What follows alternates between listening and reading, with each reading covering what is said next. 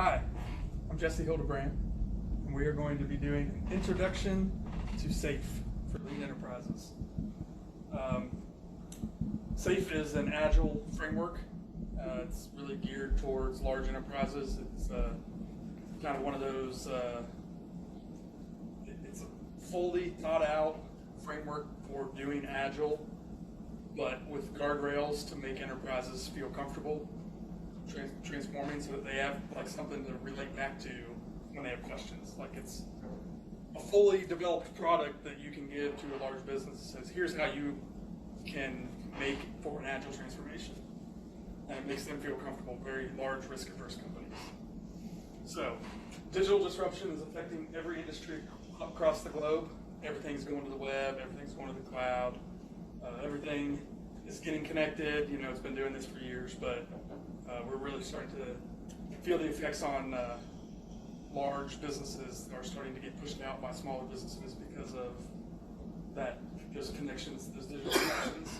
Not just tech companies, everybody, shipbuilding, farmers, banks, airlines, governments, particularly governments in our case. But every organization is on a digital transformation. Everybody wants to figure out how to do business a little bit better, and the old ways are not working, from not being able to deliver solutions to causing unhappy employees who don't want to work for companies that can't keep up. 2018, enterprises are expected to invest $1.3 trillion in digital transformation. Many will not reach their stated goal. So, SAFE, how do you ensure that your organization will be one of those who succeed? We'll give you a framework called SAFE. First, we have to ask, how many digital transformations fail? How many fail? 90%. 90%? Maybe. If I had my notes on my slides, it would probably be on there. I was winning something. So, here are some quotes from different companies on why digital transformations fail. Our agile teams aren't disciplined or predictable, and we have lots of technical debt that we don't know how to deal with. We need DevOps and continuous delivery to keep up with the competition. We hear about that a lot with a lot of the nice lean companies that are putting out products very quickly. And then we have slower organizations, mainly large enterprises, that take years to patch systems or to deliver major content upgrades. So DevOps can help with that, can get our systems out a little bit quicker. We build really big systems subject to rigorous compliance, and it takes hundreds and hundreds of people. You can't integrate continuously.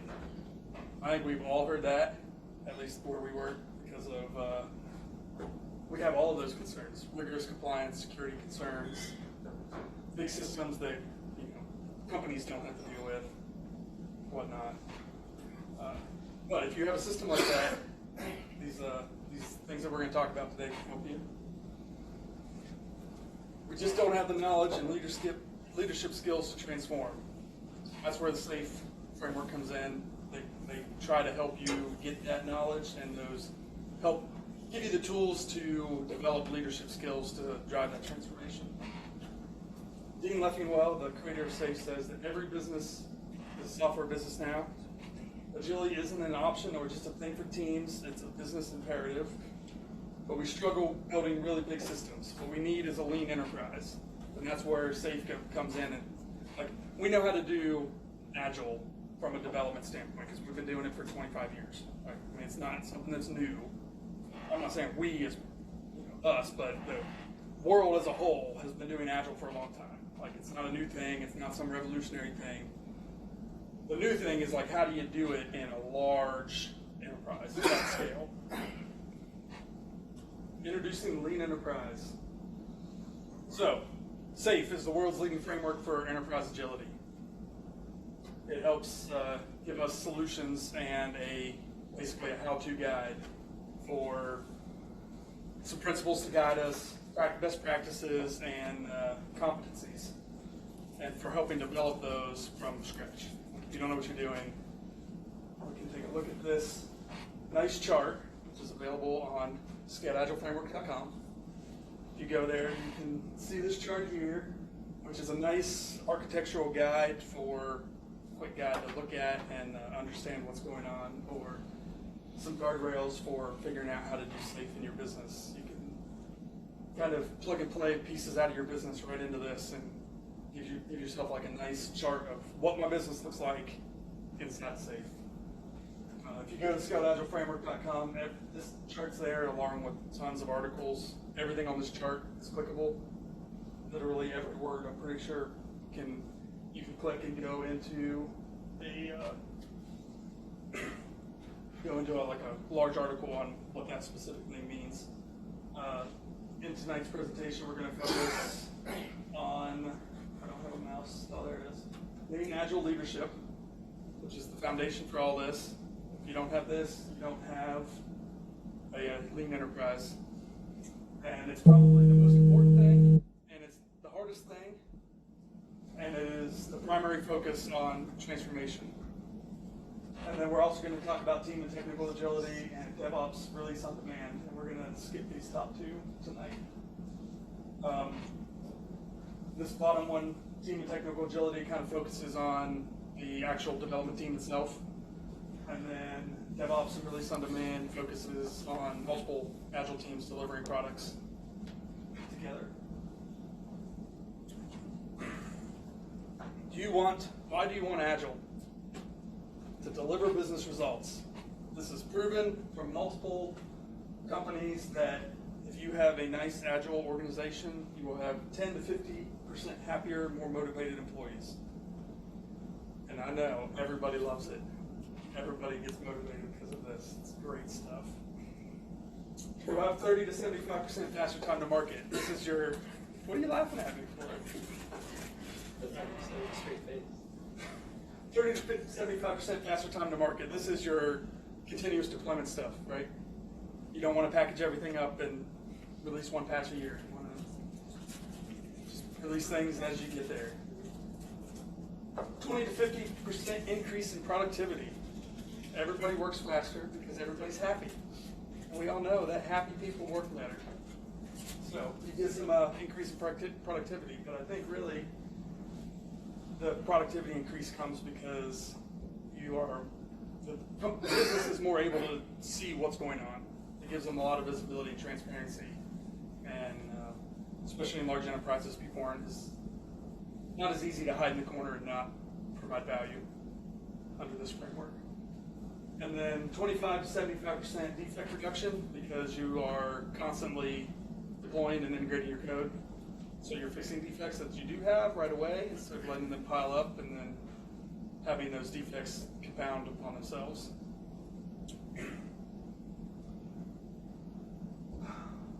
Some companies that have started employing SAFe. We've got some large commercial companies over here, government companies, government business organizations, government organizations over here have started to take on SAFe and try to transform themselves. This is not necessarily a new thing. It's been out for quite a few years. People have proven that these things work. So, core competencies, we talked about that on that chart a little bit. Those were those little circles. We're going to talk about lean agile leadership, team and technical agility, DevOps and release on demand. Business solutions and lean systems engineering is, I'll give you a quick overview of that one. That one's when you have lots and lots of people working on one application, like hundreds of people. You would take multiple of those DevOps and release on demand teams and roll them up into that business solutions team. And then lean portfolio management is your executives, your C-level executives usually, and the actual business transformation that has to happen with Agile for budgets and stuff like that. So our first core competency, lean agile leadership. I mentioned it earlier, this one is the most critical competency on the entire thing. And without this, teams and employees just kind of flounder around like a fish out of water, flop, flop. Lean Agile Leadership Competency describes how lean Agile leaders drive and sustain organizational change and operational excellence by empowering individuals and teams to reach their highest potential. They do this by learning, exhibiting, teaching, and coaching safe, lean, agile mindset, values, principles, and practices.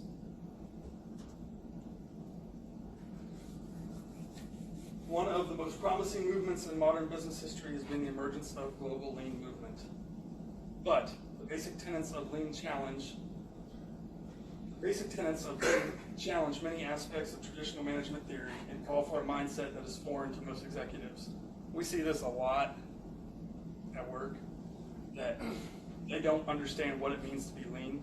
They understand, give me all of the information you have, give me your phase gates, give me, why aren't you getting this done? I want to manage with a fist, like, you need to do this now, boom, boom, boom. And they don't understand that the employees kind of know what they're supposed to be doing best, right? They know how to deliver value, an ideal employee. Now, there are some that need to be managed a little more differently, I would say, but most people in general know what they're supposed to be doing, right? They know how to do their job the best, and they don't necessarily need a manager beating on them to get their work done. Most people. And lean and agile kind of take that ideal, they take that general ideal that most people know what they're supposed to be doing, and they kind of manage people from that mindset that we understand that most people know what they need to be doing, so we're going to let them do it. And it's hard for our leadership sometimes to maybe see that. Like, they want to manage like they had to under Waterfall, which was making sure everything was on track all the time, and not realizing that on track just means, hey, when we get it done. When we get it done, then we're on track to get it done, right? So, lean agile leaders provide the basis for success. They exemplify the core values. We talked about all of those. We will talk about the core values. They embrace a lean agile mindset. I think we'll talk about that one in a minute. They apply safe principles. We'll definitely talk about those. And then they are the most well suited to lead the transformation of the whole organization. In fact, they have to. Right? If the management doesn't buy into it, then you're not ever going to be able to do it from a developer or from a just general worker's point of view. Like, the management has to say, this is why we want to do it, and this is why it provides value for us, and then we're going to drive it from there. So the core values, kind of this little box around the whole thing. The safe drives built-in quality in all of our code. We're ideally going to have 100% transparency in everything that we do. I know in at least our transformation, we really struggle with that 100% transparency. People don't like other people seeing what they do. I don't know why, but it's a very touchy subject. But I think in all of our coaching and transforming, we really need to embrace transparency and just be honest about what it is that's getting done and why, and what it is that's not getting done and why, and we'll be all right. Program execution, I think we do that one okay, normally, at least in my personal transformation. But and then we all need to be aligned to the same goals, and that one's a little bit tough too, is at least understanding what those goals are. Embrace the lean agile mindset. The Agile Manifesto was written 25 years ago, something like that. A bunch of developers came together and said, we want to develop software in a different way. And they all got together in a big room over multiple years. They talked about different guidelines for what it means to be agile, and they wrote themselves the Agile Manifesto. And a couple of the things on there are like individuals and interactions over processes and tools. So this is, let's just treat people like people, and let's talk to people over a bunch of well-defined processes. Like, you're not allowed to go talk to this person unless you talk to this person and this person first. Or we have to have this tool or we can't do any work, because how are we going to know what to do if it's not in the tool? Right. We've all probably heard that too. Well, we don't know what to do, it's not in the tool. But we just talk to people that work there. working software over comprehensive documentation. So the Agile Manifesto says that working software is the primary measure of success. If you wrote software and it works, hey, you succeeded, right? You don't necessarily need a bunch of documentation that says, hey, this is why it works, if it actually works. People will figure it out. Not to say you can't have any documentation, but we value working software. We value customer collaboration over contract negotiation. So we want to just work with our customers. And a lot of this is written from a commercial mindset, but we want to just say, hey, what do you want? What do you need? We're going to deliver it, and then we're all going to be happy. And then once we deliver it, you can pay us. Versus, this is exactly what we're going to deliver. Here's all the requirements. Here's what you have to have. Here's what you have to give us.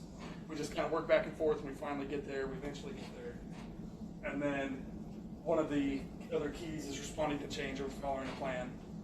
This one's just be agile, right? Things are going to change throughout long processes, so we have to be able to respond to that instead of looking back and say, well, this is what we said we were going to do, and we're not going to do anything different than what we said we were going to do at the start.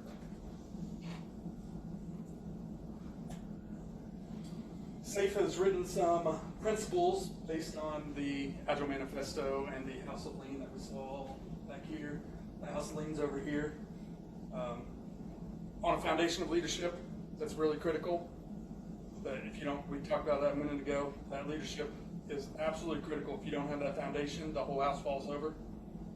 So we see that in the House of Lean, and then we see respect for people and culture, flow, which is getting your work done, and things like that. Innovation, which is getting the work done in cool ways, doing things differently. And then always striving for improvement. And if you do all those, you'll provide value. It's a quick overview of the House of Lean. SAFE took it and wrote these principles. These are not in any numerical order on here. Does not matter. They're just numbered for ease of communication when you're talking about specific principles. You can say principle number 1, take an economic view, apply systems thinking. These are kind of the guidelines that SAFE uses in all of their documentation and the reasoning for these transformations. They want to talk about assume variability and preserve options. So that one is like, you know things are going to change, and especially at the beginning of a software project or even a hardware project. You can't know everything. You don't know what you don't know, right? You can't know everything up front. It's completely impossible to write a well-done requirements document at the very beginning to get delivered at the end and have everything you need and nothing else, right? So we want to assume that there's going to be variability in our plan, and we want to preserve all of our options until a decision has to be made. Like, there's no reason to make large decisions up front if you don't have to, right? So if you can, for example, if you can preserve if you're trying to do a cloud migration, you don't know what cloud you want to go to. You don't have to know right up front, because there's a lot of stuff that you can do to prepare yourself to move to cloud without picking a specific cloud. So this one basically says, push that decision until it absolutely has to be made, because by the time it has to be made, you're going to know a whole lot more. You'll be able to make that decision better. So it's kind of guiding you away from making upfront decisions. Build incrementally fast with integrated learning cycles. So this is build, deploy, learn from what you did, and let's fix it in the next go around. Instead of build, and then a year from now we're going to test everything and nothing works, and then we got to spend a whole bunch of time figuring out why it doesn't work. And we can't take any of those lessons learned and go all the way back to the beginning, right? We can't take those lessons learned and apply them to the code we already wrote. We want to base milestones on objective evaluation of working systems. So, did I bore him? The milestones that we want to hit within our project, we want to base it on the evaluation of the system itself that's actually working. So that's going to be like your demos and things like that. So instead of like having just big milestones that you know all the way from the beginning, we're going to demo what we have, and we're going to set realistic milestones based on where we are in the working system. Visualize and limit work in progress, reduce patch sizes, and manage queue lengths. So this is basically a way to keep you from getting a bunch of work piled up from the beginning. Like we want to make things in small chunks. You know, I always say, how do you eat an elephant? One bite at a time, right? That's kind of the principle here is that we're going to work on things that are manageable, and then we want to visualize what needs to be done so that everybody can understand it. That's the transparency thing. We want to apply cadence, synchronize with cross-domain planning. So cadence is the important part with this one. We want all of our people working on at the same speed and at the same pace. Because then when problems come up, they're problems for everybody. They're not just a problem for one guy and not important for somebody else. And then we want to unlock the intrinsic motivation of knowledge workers. I kind of talked about this a little bit with the lean agile thing, but we understand that our workers are smart, but we have to figure out what motivates them to do work. And it's usually not somebody told me to do it. Right? It's usually because it's cool and I like working on it. So we want to figure out how we can unlock their motivation. And then decentralized decision making. We don't want to have to go up the chain every time we have to do something small. We want to be able to keep those decisions local so they happen fast and quick. SAFe gives us an implementation roadmap. This is, if you have not implemented anything with SAFe and you were just starting, this is a quick roadmap to help you go along the process. And the very important first one, train your change agents, and then train your executives. So your change agents are going to be your most knowledgeable people on this process. So you get a couple people trained that can coach and guide people through the entire transformation. They know SAFe, they've learned everything about it, they can teach the SAFe classes. And then you train all your executives and leaders, because without your leadership, you don't have anything, right? They're not bought in, it's not going to work. And then we start, we identify some value streams, and then we just do it. Like, that's the next thing on the thing. You just do it, and you're not going to be good at it, and we understand that. And you're probably going to do it wrong, and that's cool too, because we're going to coach them, and they're going to get better as they go. And if you wait until everything's perfect, it's never going to be perfect, right? It's just like that's what I say about having kids. If you wait till you're ready to have kids, you're never going to be ready. Right? You're never going to be financially stable. You're never going to have enough money in the bank. You're never going to have this. You just got to do it if you want them. I don't think the kids thing is in my notes. It just came down on the spot. So, core competency number 2, team and technical agility. This is our actual development teams that we're going to talk about. Where we want to create high-performing agile teams, and a high-performing team creates high-quality code. Continuous attention to technical excellence and good design enhances agility. That is one of the key points of the Agile Manifesto we spoke on earlier, but that's one of the ones we didn't cover. We implement team and technical agility through Scrum and Kanban. We ideally have cross-functional, self-organizing teams. That one is a really critical one that can cause implementations not to fail, or to fail. We don't want to just identify a bunch of people and say, oh, hey, all of you guys are on team 1, and all of you guys are on team 2. Because all of you guys might not get along with each other, and all you guys might have the exact same skill set, and that's not really what you want. You want a varied skill set so that you have a large breadth of knowledge, and that team is able to solve a lot of problems, not just very specific problems. Like, you don't want a whole team of just database people that only know database, because everything every problem they tackle is going to be tackled from the view of a database, right? You're like, how can we put a database into this? Because that's what I'm comfortable with. You want teams that are cross-domain and cross-functional so that they get that large breadth and can be innovative and can actually solve problems on their own without having to go outside the team unless they absolutely have to.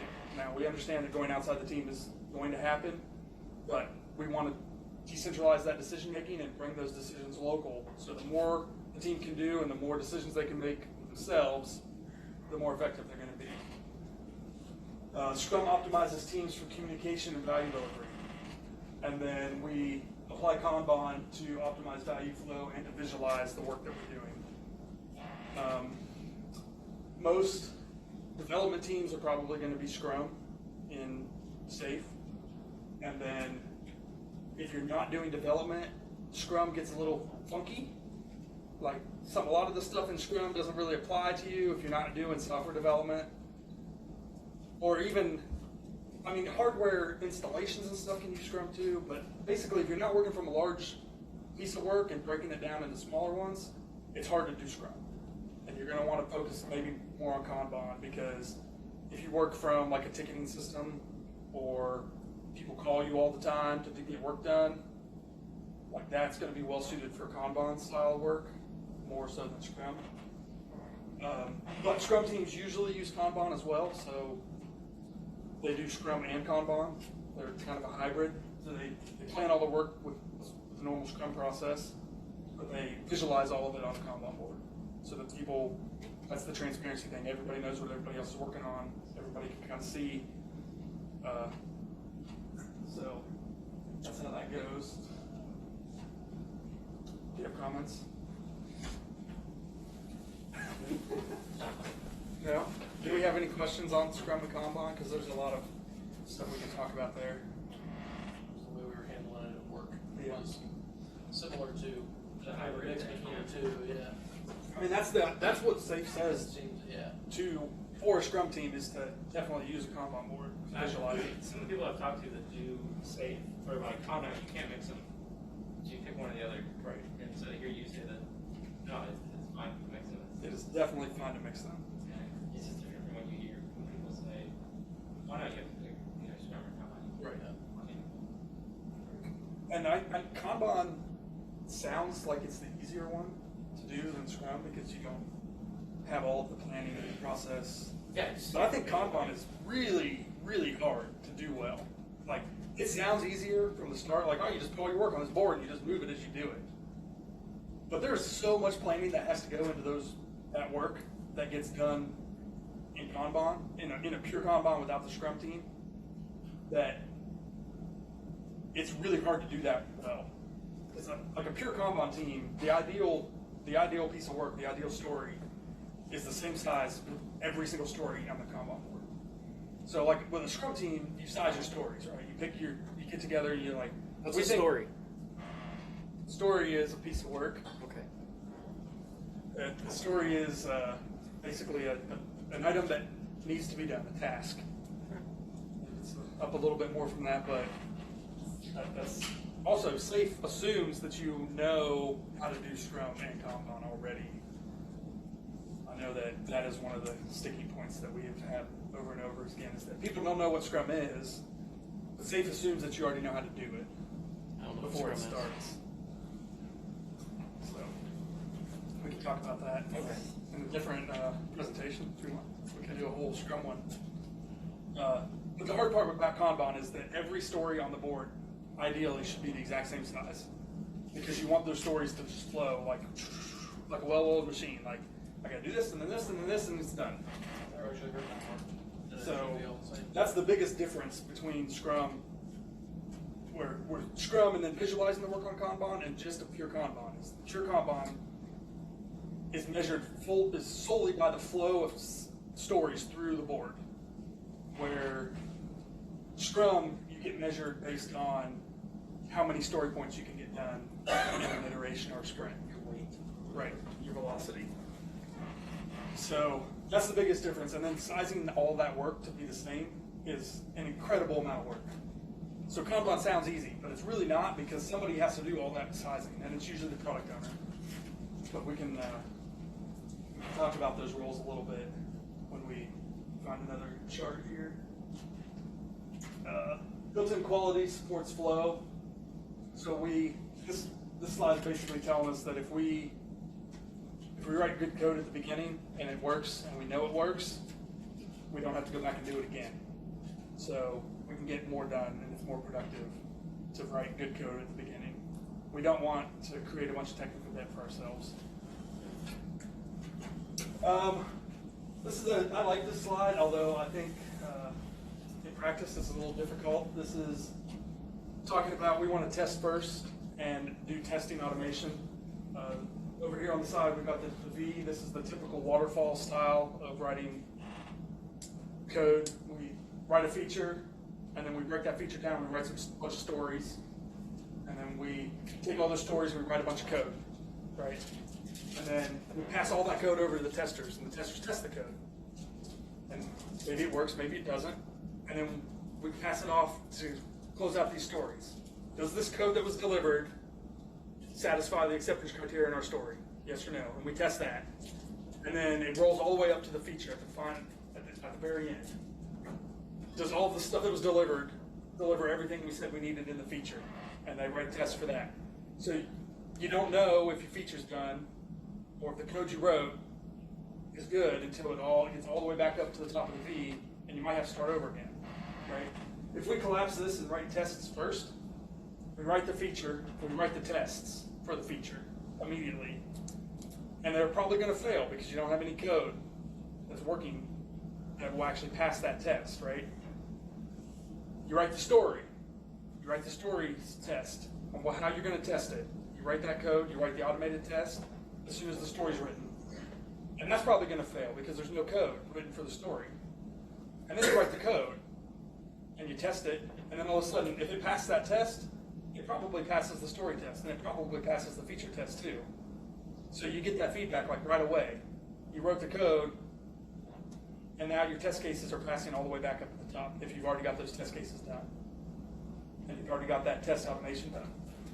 So that's the idea there, is that we want to get that testing done at the very beginning, write those tests right away, so that once the code's done, you get that immediate feedback of, hey, did it pass? That requires the automated testing piece. It does. It really does. Yeah, it does. It really does.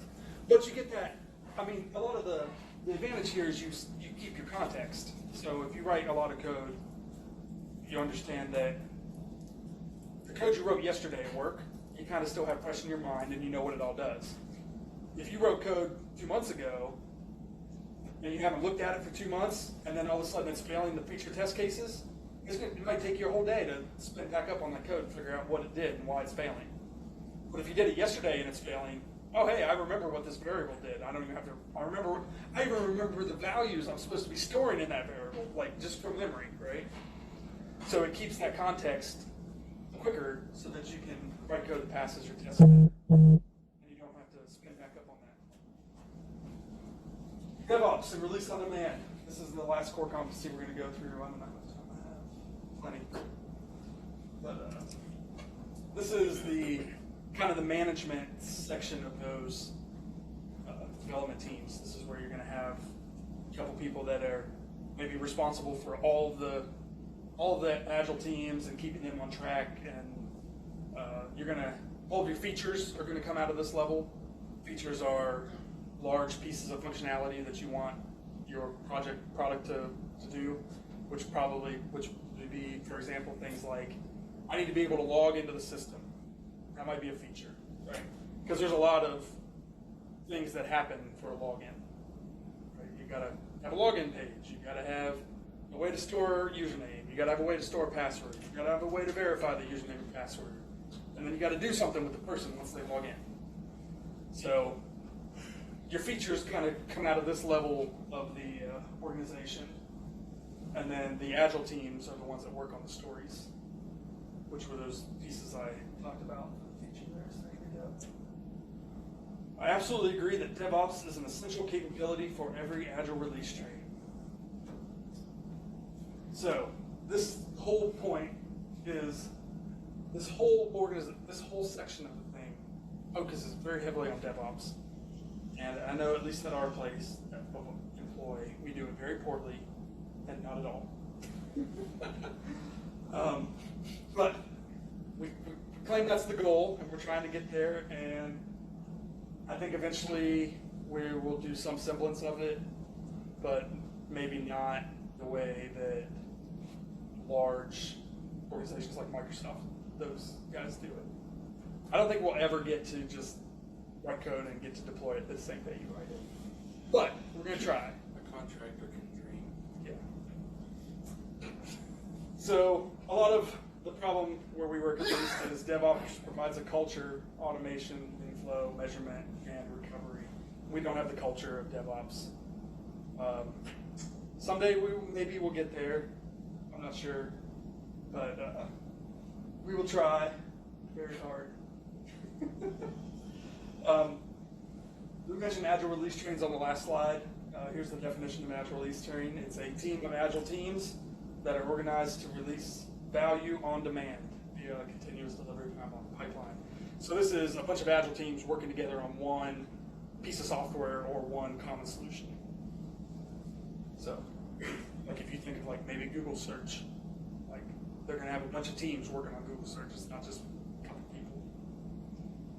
So that would be the idea of an Agile release chain. It's all of those teams that are working together to provide one piece of software or hardware or however, whatever it is. It doesn't have to be software. It's just easiest to talk about in the software context. Arts are organized to define, build, and deploy and release. So we ideally want the entire art to be a self-contained unit that's able to do everything. They want to define the work that they have to do. They want to be able to build it, deploy it, and release it all without having to go out and talk to somebody else. So if our teams are supposed to be cross-functional, we want our train to be super cross-functional. We want it to be able to be basically a self-contained unit. An ideal Agile release train is about 5 to 12 Agile teams, and an Agile team is 7 people, give or take 1 or 2. So an ideal Agile team is about 7, usually 5 developers, a Scrum Master, and a product owner. That's the ideal size. And then you can go up to 9. We really recommend you don't go above that. And then you can go all the way down to like 4, but then you kind of have a lot of overhead, right? Because you have a Scrum Master and a product owner, and you don't have enough people to actually do work. You don't have any. You got a bunch of chiefs and no Indians, right? So 7 people is a good balance on that. Is that politically correct? Am I Probably allowed not. to say that anymore? No, I have to edit it. Sorry. The Agile release train synchronizes itself with a ceremony that we call PI planning. This one is very critical, and I'm sure a lot of you have heard about this if you know anything about SAFe. But if you don't, this is a large 2-day ceremony that everybody on the Agile release train gets together and plans their work for the upcoming iteration. Their upcoming iteration. Increment. Have to be increment. Their upcoming increment. The iteration is the sprints. Yeah. Yes.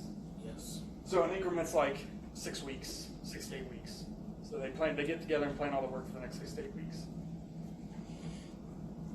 All the stakeholders are there. So this is all your business owners and ideally your customers too. Anybody that's using your application would be there. Management sets a mission and then gives you a couple constraints, requirements and designs for the next increment happen here. And then all of your stakeholders are there so they can all make decisions in real time. And then your team, your Agile teams, create a plan for the work they're going to do for the next 6 to 8 weeks. And then they take responsibility for it, and critically, they commit to it. And ideally, once it's committed, everybody understands that that is the work that that team is going to do for the next 6 to 8 weeks. They don't deviate from it. You don't give them more work. You don't give them unplanned work. You don't give them emergency work. They've committed and said, this is what we can get done in the next 6 to 8 weeks. And ideally, in an ideal world, everybody respects that commitment and lets them get it done. Did I miss what PI stands for? PI stands for Program Increment. So, Program Increment Planning. So this is where you're planning that 6 to 8 weeks. It's a 2-day meeting, and there's a lot of phases that we would get into in other trainings from SAFe. All right. That is the end of my presentation. But we can go back to this nice big chart here and chat about things if you would like.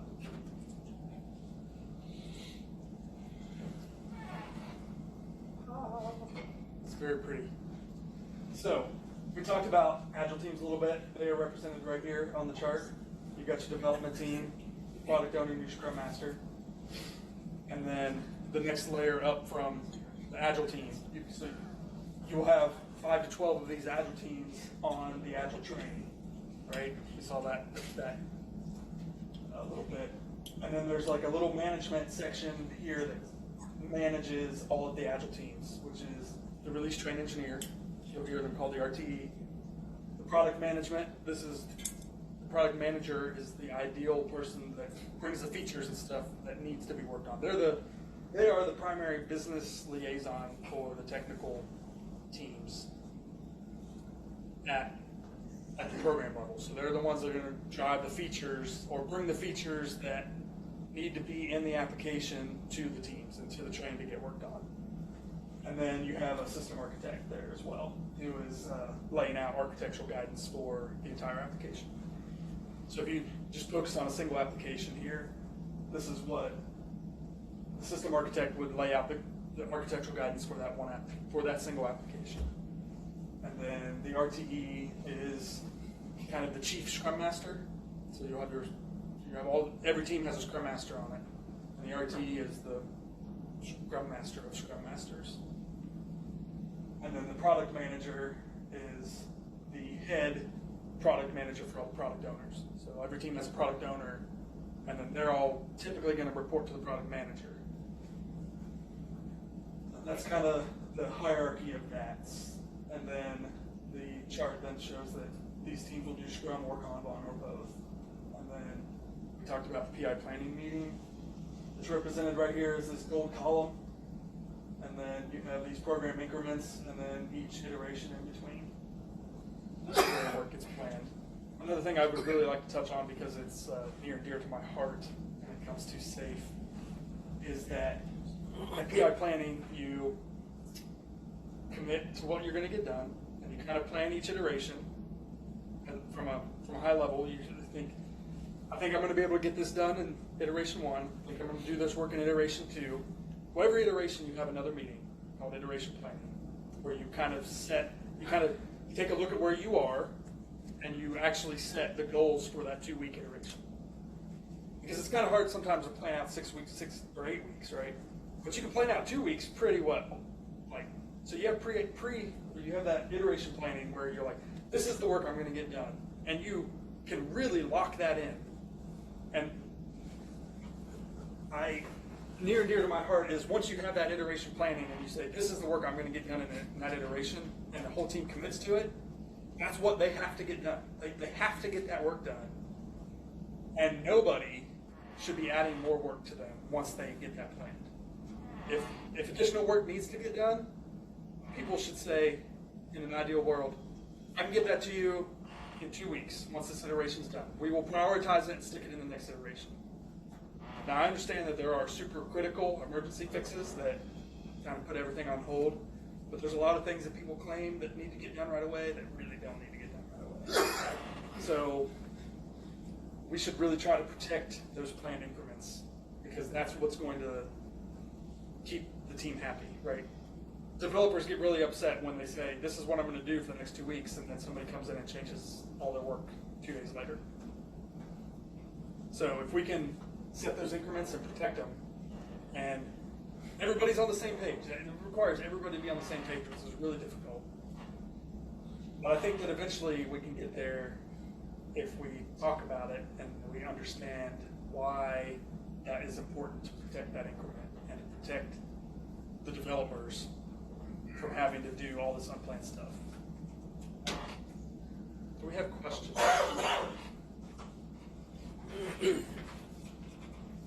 No question is too simple. On the golden bar, Yeah. what does the INA stand for? It stands for Inspect and Adapt. Isn't that just a test? Yes. So that's a large meeting with the entire train where they have finished their PI, and before the next one starts, they all get together and they talk about what we did really good in this last program increment and what we did bad, and they demo the system and they show all the work that they did to all the stakeholders, all your business people are there, your business owners, ideally your customers. They get to see a full system demo of everything that was done and where their system at is. Every feature that was delivered gets talked about, and then they have a little retrospective and they come up with a plan for last PI, this went really poorly. How are we going to fix it in the next one? And they come up with an actionable goal that for the next one they put into practice and say, we had all this unplanned work. Somebody came in and said, we have to do this, we have to do this. And it kind of derailed half of the work we committed to. And we didn't get half this stuff done because of all this stuff that came in. When you can talk about that, you realize that's a problem, and you come up with a real actionable solution in Inspect and Adapt to keep that from happening in the next programming. Continuously getting better at what you do. That's kind of where you would, when we talk on the roadmap where it said just kind of launch your train and just try to do it and do it the best you can, and you're going to mess up a bunch of stuff, and that's okay. One Inspect and Adapt is where you would say, hey, this is the stuff that was really difficult for us. Why was it so difficult? Does it have to be that difficult? Can we do it better? That's a determined ceremony, a meeting that is required in SAFe that says, this is set aside for us to specifically address that. Like, how do we get better the next time? But the key takeaway is that you have an actionable thing that you work on. Like, you don't want to just go in there and say, oh yeah, everything we did was great. Well, what'd you do bad? Yeah, it was great. We didn't do anything bad. Really? I don't think so. Like, I don't believe it. There's always something you can work on, no matter how small. But it's gotta be actionable, and you gotta be intentional about wanting to get it fixed. Next. Did that make sense? Did I answer your question? Yes. Did I answer it too deeply? It was. I was able to fact check it.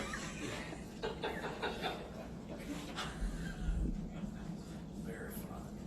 So because I'm on the dark side now, how does security fit into that joke framework? So in 4.6, which is what we're talking about today, they don't really show up at all. Right? Yeah, 4.6, they don't really show up at all.